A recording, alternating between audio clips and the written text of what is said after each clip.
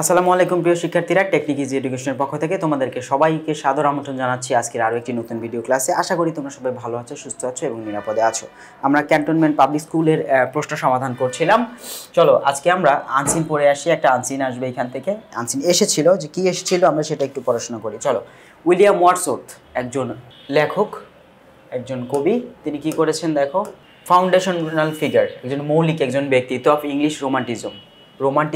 Romanticism শব্দের অর্থ হচ্ছে মানে রোমান্টিক ধারার একজন লেখক। ওয়াজ আ মেজর পোয়েট, একজন কবি ছিলেন, প্রধান কবি। সেলিব্রেটেড ফর, বিখ্যাত কিসের জন্য? His profound connection to nature. Profound মানে গভীর সম্পর্কের কারণে, প্রকৃতির সাথে গভীর সংযোগের কারণে তিনি প্রখ্যাত বা বিখ্যাত। হি ওয়াজ বোর্ন অন এপ্রিল 1, 1770, 1770 সালে ইন দ্য সিনিক টাউন মানে হচ্ছে এখানে বিউটিফুল টাউন বোঝায়, সিনিক মানে বিউটিফুল বোঝায়, সুন্দর একটি শহরে, অফ কোকারমাউথ ইন কিউম্বারল্যান্ড। হ্যাঁ, কিউম্বারল্যান্ডের তোমার part of England's beautiful lake district, মানে ইংল্যান্ডের যে সুন্দর হ্রদ জেলা, সেই জেলায় মূলত তিনি জন্মগ্রহণ করেন। হিজ ফাদার অ্যান্ড অ্যাটর্নি, তার বাবা একজন অ্যাটর্নি ছিলেন। অ্যাটর্নি বলতে মূলত কিন্তু উকিল বুঝায়। হ্যাঁ, introduced him to the great works of Milton. তার বাবাই তাকে কি করেন? জন মিল্টন একজন কবি, তার কাজের সঙ্গে পরিচয় করিয়ে দেন সন্তানকে। অ্যান্ড শেক্সপিয়ারের কাজের সাথেও। Planting the seeds of his literary future, যেখানে মূলত এই পরিচয়ের মাধ্যমে তার মধ্যে কি করা হয়? এই যে তোমার লিটারেরি মানে সাহিত্যের বীজ বপন হয় তার মধ্যে। হাউএভার, যাই হোক, Wordsworth childhood was marked by loss, মানে তার শৈশব ছিল শুধু লস বা হারানোতে ভরা বা হচ্ছে ব্যথায় ভরা।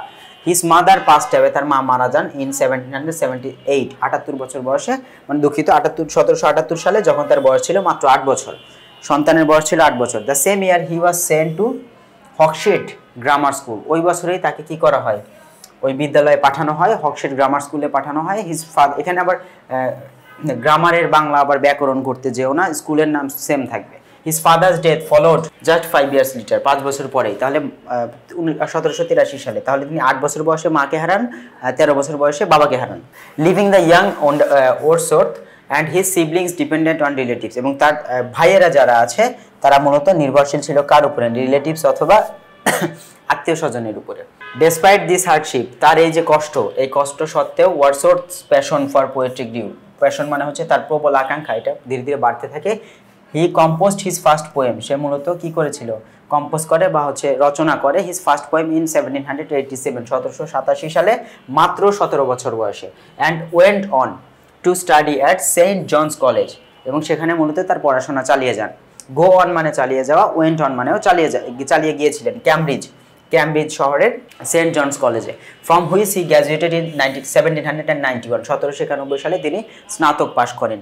প্রিয় শিক্ষার্থীরা, সিকিং অ্যাডভেঞ্চার শব্দের অর্থ হচ্ছে দুঃসাহসিক কোনো কিছু খুঁজতে গিয়ে, অ্যান্ড ইন্সপিরেশন মানে উৎসাহ খুঁজতে গিয়ে। He embarked on a walking tour of France and Italy, তাহলে ফ্রান্স এবং ইতালিতে তিনি মূলত যে পায়ে হেঁটে যে যাত্রা শুরু, এটা মূলত তিনি শুরু করেন। His time in France was transformative. হ্যাঁ, এখানে ট্রান্সফরমেটিভ বলতে হচ্ছে হিজ টাইম ইন ফ্রান্সে তার কাজটি কেমন ছিল। প্রিয় শিক্ষার্থীরা, ট্রান্সফরমেটিভ শব্দের অর্থ হচ্ছে রূপান্তরকারী, মানে বিভিন্ন কাজ ছিল এখানে, মানে বিভিন্ন সময় বিভিন্ন রকম এক্সপিরিয়েন্স তার হয়েছে। And he was deeply moved by the ideal of French Revolution in 1791, মানে এক কথা রূপান্তরকারী বলতে বিভিন্ন ঘটনা ঘটেছিল যেটা তাকে বারবার পরিবর্তন হতে বাধ্য করছিল, এবং সে ভীষণভাবে কি পরিবর্তন হয়েছিল। তার মধ্যে একটা ভীষণ পরিবর্তন আসে যখন ফ্রেঞ্চ রিভলিউশন বা ফ্রান্সের বিপ্লব হয় 1791 সালে। Which champion liberty and common person, যেটি মূলত জিতিয়ে দিয়েছিল কাকে? স্বাধীনতা বা মুক্তিকে, এবং কমন পার্সন মানে সাধারণ মানুষকে।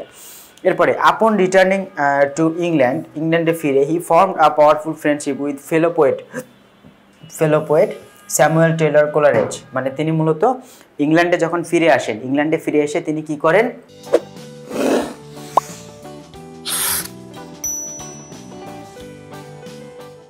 আচ্ছা, ইংল্যান্ডে ফিরে এসে তিনি মূলত তার ফেলো পোয়েট বলতে তার অনুসারী যে কবি, এইখানে হচ্ছে স্যামুয়েল টেইলর কোলারিজ, তার সঙ্গে একটা ভালো বন্ধুত্ব তৈরি করেন, শক্তিশালী বন্ধুত্ব। দেয়ার কোলাবোরেশন, তাদের এই যে এক অপরের সাথে সমন্বয়, resulted in the publication of lyrical ব্যালাডস, হ্যাঁ, গীতি কবিতা যাকে বলা হয়, সেটার মূলত পাবলিকেশন, মানে যেটার ফলে আমরা এই লিরিক্যাল ব্যালাডস পাই। ইন 1798, 1798 সালে। আর landmark collection that is widely considered, landmark কালেকশনে যেখানে এই কালেকশনকে বোঝানো হচ্ছে মানে বিপুল পরিমাণ সংগ্রহ, দ্যাট ইজ ওয়াইডলি কনসিডার্ড, যেটাকে বিবেচনা করা হয় the starting point of the English romantic movement. এখান থেকেই মূলত কিসের শুরু হয়, এখান থেকেই মূলত ইংরেজি রোমান্টিক বা গভীর ভাবধারার আন্দোলন বা হচ্ছে যাত্রা শুরু করে। আন্দোলন না, এখানে মুভমেন্ট মানে হচ্ছে যাত্রা শুরু করা। ইন দিস বুক, তাহলে এখানে আমরা কি বলবো, ইংলিশদের বা ইংলিশ রোমান্টিক মুভমেন্ট মানে হচ্ছে ইংরেজি সাহিত্যের গভীর ভাবধারার যাত্রা শুরু। ইন দিস বুক, এই বইয়ে they presented a new poetic theory, নতুন একটি তত্ত্ব, কবিতার একটি নতুন তত্ত্ব শুরু করেন। আর্গিউইং দ্যাট, এবং এটা arguing that poetry should use the everyday language of ordinary people. মানে এখানে মূলত একটা তর্ক বিতর্ক থেকেই যায়, যে এখানে এই বইয়ের মধ্যে তর্ক বিতর্কের মাধ্যমে তুলে ধরা হয়েছে যে কবিতার মধ্যে আসলে সেই ভাষার ব্যবহার করা উচিত যেটা মূলত সাধারণ মানুষ ব্যবহার করে, টু এক্সপ্লোর ডিপ ফিলিং, যাতে এবং এটার মাধ্যমে তাহলে এই সাধারণ ল্যাঙ্গুয়েজ ব্যবহারের উদ্দেশ্য কি, যাতে গভীর যে ফিলিং, যে অনুভূতিটা, এটা কি করা যায়, এক্সপ্লোর করা যায়, খুঁজে বের করা যায়, অ্যান্ড ইমোশন, অনুভূতি খুঁজে বের করা যায়। In recognition of his immense contribution, কিসের স্বীকৃতিতে, তার যে ব্যাপক যে অবদান, to English literature Wordsworth was appointed poet laureate of England, তাকে পোয়েট লরেট বলা হয়, পোয়েট লরেট বলা হয়। আচ্ছা, এখানে পোয়েট কবিদের মানে কবিদের মধ্যে সেরা বোঝায়, হ্যাঁ, পোয়েট লরেট বলা হয়। অফ ইংল্যান্ড, ইংল্যান্ডের পোয়েট লরেট হিসেবে তাকে কি করা হয়, নির্বাচিত করা হয়, এবং তাকে সেখানে যেখানে অ্যাপয়েন্টেড, তাকে নিয়োগ প্রদান করা হয়। এ টাইটেল হি হেল্ড আনটিল হিজ ডেথ, হ্যাঁ, তাহলে এখানে হচ্ছে এই পদে তিনি মূলত তার ডেথ বা মৃত্যু পর্যন্ত তিনি থেকে গিয়েছেন। আচ্ছা, এ পর্যন্ত আমরা দেখলাম, আশা করি কোনো সমস্যা নেই, শুধু পদগুলো যেভাবে দেওয়া আছে সেভাবেই আমরা সমাধান করব, এর বাইরে আমাদের তেমন কোনো কাজ নেই। আচ্ছা, তাহলে এখন স্পেশালি এখানে তার স্পেশালিটি কি, এখানে উইলিয়াম ওয়ার্ডসওয়ার্থের স্পেশালিটি কী ছিল, স্পেশালিটি ছিল এটা হচ্ছে তিনি প্রধানত কি মেজর, তিনি মেজর বা প্রধানত কি রোমান্টিক পোয়েট, ROMANTICPOET, রোমান্টিক, তিনি কি ছিলেন, রোমান্টিক পোয়েট ছিলেন, major romantic poet. William Wordsworth was born, কোন সময়ে জন্মগ্রহণ করেন আমরা দেখেছিলাম, তার জন্মের সাল ছিল হচ্ছে 7 এপ্রিল 1770 সাল, এপ্রিল 7 1770, 1770 সালে।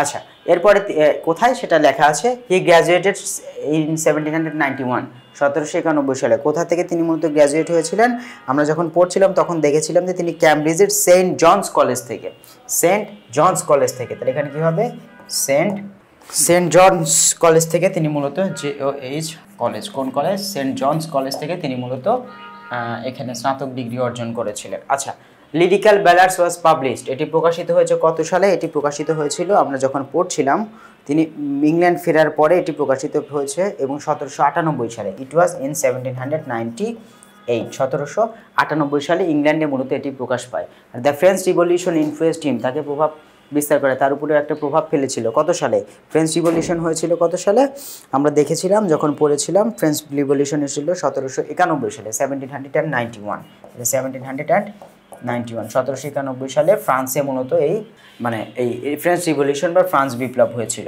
এই বিপ্লবে একটা যুগান্তকারী পরিবর্তন তার মধ্যে আসে। যাই হোক প্রিয় শিক্ষার্থী, এটাতে আশা করি কোনো সমস্যা নেই, খুব সহজে এটা শেষ করা যায়। আমরা একটা সামারি দেওয়া আছে এখান থেকে, চলো আমরা সামারিটা শেষ করি। সামারি যখন আমরা একটু দেখব, সামারিতে আমাদেরকে খেয়াল করতে হবে সংক্ষিপ্ত কিছু জিনিস দেওয়া আছে, খুব বেশি কঠিন না। আমরা বলেছিলাম যতগুলো ফুল স্টপ থাকবে তার 3 ভাগের 1 ভাগ লেখার চেষ্টা করবে, যদি হিসাব করতে না চাও, সময় না থাকে, 4টি 5টি বা 6টি ফুল স্টপের মধ্যে শেষ করবে। Wordsworth is one of the most famous poet, বিখ্যাত কবি ছিলেন অফ ইংলিশ রোমান্টিক পিরিয়ড, ইংরেজি যখন রোমান্টিক ধারার লেখা হচ্ছিল ওই সময়ের। He was born in Lake District, তিনি মূলত একটি হ্রদ জেলায় জন্মগ্রহণ করেন, হ্রদের জেলায়, অনেক বেশি হ্রদ রয়েছে। ইন ইংল্যান্ড ইন 1770, 1770 সালে। Though he was born into an affluent family, যদিও তিনি সমৃদ্ধশীল একটি পরিবারে জন্মগ্রহণ করেছিলেন। He lost his parents at an early age, তার বাবা মাকে তিনি খুব কম বয়সে হারিয়ে ফেলেন। He graduated from St John's College, Cambridge in 1791, 1791 সালে ক্যামব্রিজের সেন্ট জনস কলেজ থেকে তিনি মূলত স্নাতক পাশ করেন। হি ওয়াজ গ্রেটলি ইনফ্লুয়েন্স, তিনি ভীষণভাবে প্রভাবিত হয়েছিলেন বাই দ্য ফ্রেঞ্চ রেভলিউশন, এবং তারপরে হি ওয়াজ ফ্রেন্ডস অফ, যেখানে কি ছিল, কোলারিজ, মানে অসম্পূর্ণ নামটা না দিয়ে শুধু সংক্ষিপ্ত রূপ দেওয়া হয়েছে কোলারিজ, সমস্যা নেই, এটা দিলেও হবে, কিন্তু অবশ্যই শর্ট ফর্ম করলে সেটার পরে ফুল স্টপ বসাতে হবে। Together they published Lyrical Ballads in 1798, 1798 সালে। They introduced a new idea of poetry, নতুন ধরনের একটা কবিতার পরিচিতি তাদের মাধ্যমে ঘটে। He was England's poet laureate, ঠিক আছে, তিনি ইংল্যান্ডের পোয়েট লরেট ছিলেন, ঠিক আছে। আচ্ছা, এখানে লরেট শব্দের অর্থ একটু বলে দিই, কবিদের রাজকবি, মানে রাজসভার কবি বলা হয় যেটাকে, ইংল্যান্ডের রাজসভার কবি ছিলেন। হি ওয়াজ ইংল্যান্ডস পোয়েট লরেট, তিনি ইংল্যান্ডের রাজসভার কবি হয়েছিলেন। যাই হোক, এ পর্যন্ত আশা করি কোনো সমস্যা নেই, এই অংশটুকু তোমরা খুব সুন্দরভাবে শেষ করে ফেলবে। আমরা ক্লাসের একদম শেষ পর্যায়ে চলে এসেছি। আমি ইমরান মাহমুদুল শিফাত বিদায় নিচ্ছি তোমাদের সামনে থেকে। পরবর্তী কোনো একটি ক্লাসে ইনশাআল্লাহ তাআলা আবার দেখা হবে তোমাদের সঙ্গে। সে পর্যন্ত তোমরা সবাই ভালো থাকবা, সুস্থ থাকবা, নিরাপদে থাকবা, টেকনিক ইজি এডুকেশনের সঙ্গে থাকবা, টেকনিক পাবলিকেশনের সঙ্গে থাকবা। আসসালামু আলাইকুম।